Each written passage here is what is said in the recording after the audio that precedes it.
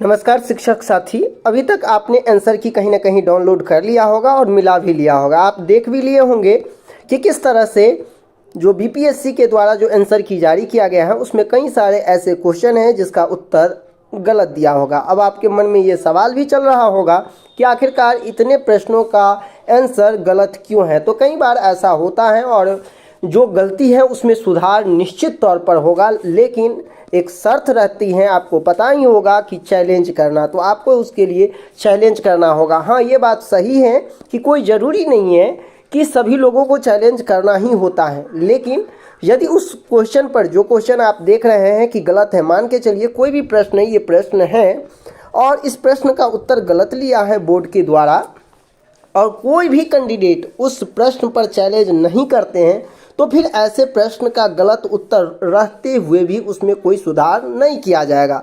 ये इसलिए नहीं किया जाएगा क्योंकि बोर्ड के पास इस तरह की मैसेज जो है वो नहीं जा पाएगा कि आप जो क्वेश्चन सही करके आए हैं बोर्ड द्वारा वो प्रश्नों का उत्तर गलत लिया गया है। तो इसी स्थिति में कैंडिडेट को चैलेंज करना स्वाभाविक हो जाता है प्रश्नों का। कहीं ना कहीं आपके भी शिफ्ट में 5 से 7 क्वेश्चन, किसी के शिफ्ट में 8 से 10 क्वेश्चन, आप कमेंट करके जानकारी दे सकते हैं कि किस डेट में और कितने क्वेश्चन आपका गलत हो रहा है।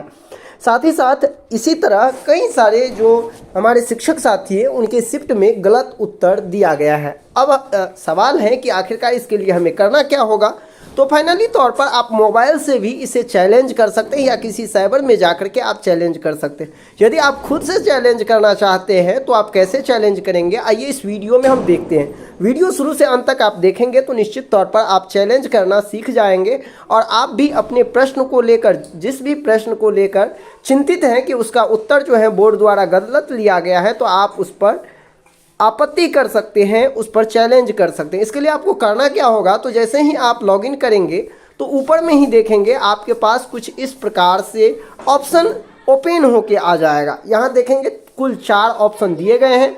सबसे पहले आप यदि देखेंगे इसमें तो आपको यहाँ दिखाई देगा कि यहाँ पे लॉग आउट का ऑप्शन है जो कि आप यहाँ देख पा रहे हैं। इसके बाद जो है व्यू रिस्पॉन्स का ऑप्शन है, इसके बाद व्यू चैलेंज है और इसके बाद यहाँ आप देख रहे हैं क्रिएट चैलेंज।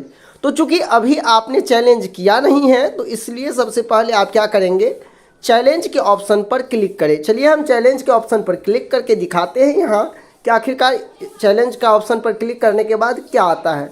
देखिए, जैसे ही हम यहाँ चैलेंज के ऑप्शन पर क्लिक करते हैं तो मेरे पास कुछ इस तरह का 3 तरह के जो है विकल्प सामने आ जाता है। यहाँ देख सकते हैं विषय चुनें, फिर यहाँ से पूछा जा रहा है आपका चुनौतीपूर्ण प्रश्न आईडी और इसके बाद यहाँ पूछा जा रहा है चुनौतीपूर्ण विकल्प यानी किससे है।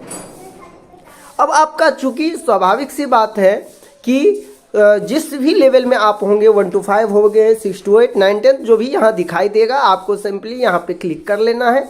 जैसे ही क्लिक करेंगे तो आपको यहाँ से पूछा जाएगा क्वेश्चन आईडी। अब देखिए हम कैसे समझेंगे ये क्वेश्चन आईडी कहाँ है, तो ये भी मैं आपको दिखाता हूँ। जब आप यहाँ चलेंगे, देखिए जब आप क्वेश्चन में देखेंगे तो यहाँ आपको दिखाई देगा क्वेश्चन आईडी।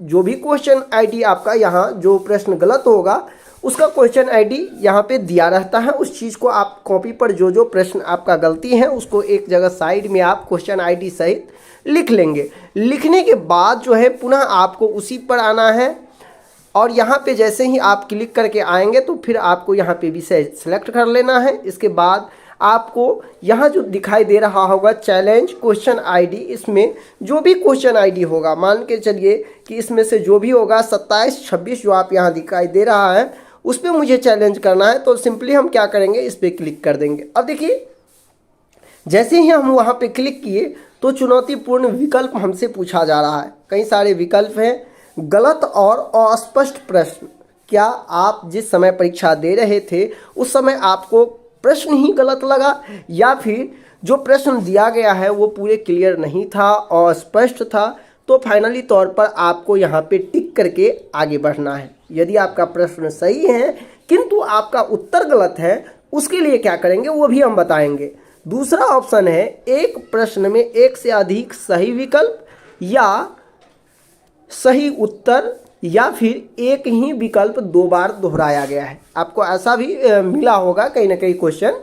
जिसका उत्तर आपको लग रहा होगा कि नहीं मैं जो दिया हूँ वो भी सही है और नीचे सेम हूबहू वैसा ही ऑप्शन दिया गया है, तो आप सिंपली इस विकल्प को क्लिक कर लेंगे। यदि ऐसा भी नहीं है तो फिर आप थर्ड नंबर विकल्प में देखेंगे एक प्रश्न के सभी विकल्प या उत्तर गलत हैं, या तो सभी जो आपका 4 विकल्प दिया गया वो पूरे के पूरे गलत है, उस प्रश्न में उस प्रश्न से रिलेटेड आपको ऑप्शन नहीं है, तो फिर आप इसमें टिक कर लेंगे। लेकिन जहाँ तक मुझे ऐसा लग रहा है कि इस तीनों में तो कम देखने को मिला होगा आप लोग को समस्या। सबसे ज़्यादा जो समस्या है वो सही विकल्प को लेकर, यानी कि आप जो प्रश्न का उत्तर दिए हैं उनका सही विकल्प जो है वो गलत लिया गया है। तो फाइनली तौर पर हम यहाँ पे क्लिक कर देंगे।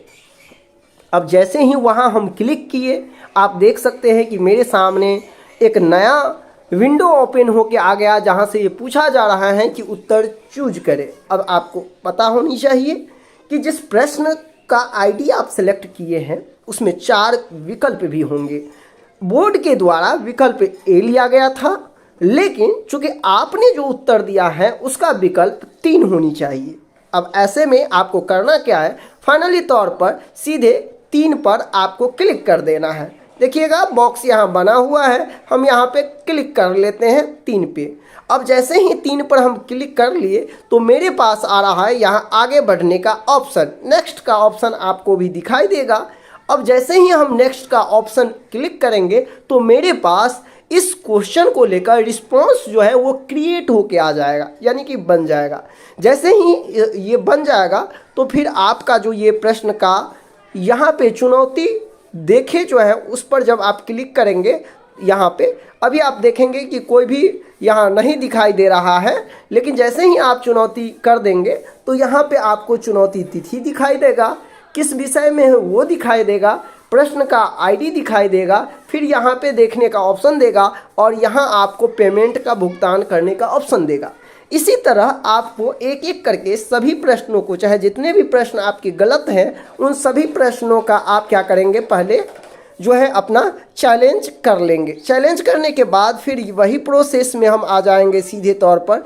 चुनौती देखें, जो चैलेंज किया उसको देखें, उसके बाद आपको यहाँ पे भुगतान का सिंबल दिखाई देगा। जितने प्रश्न आप चैलेंज करेंगे उसमें उतने आपको 50 रुपये देने होंगे। यदि आप 5 प्रश्नों को चैलेंज करते हैं तो आपको 250 रुपया देने होंगे और 250 रुपया का विंडो ओपन होके यहाँ सामने आपको क्रिएट होके आ जाएगा। जैसे ही उस पर आप क्लिक करेंगे तो आपसे पेमेंट मांगा जाएगा।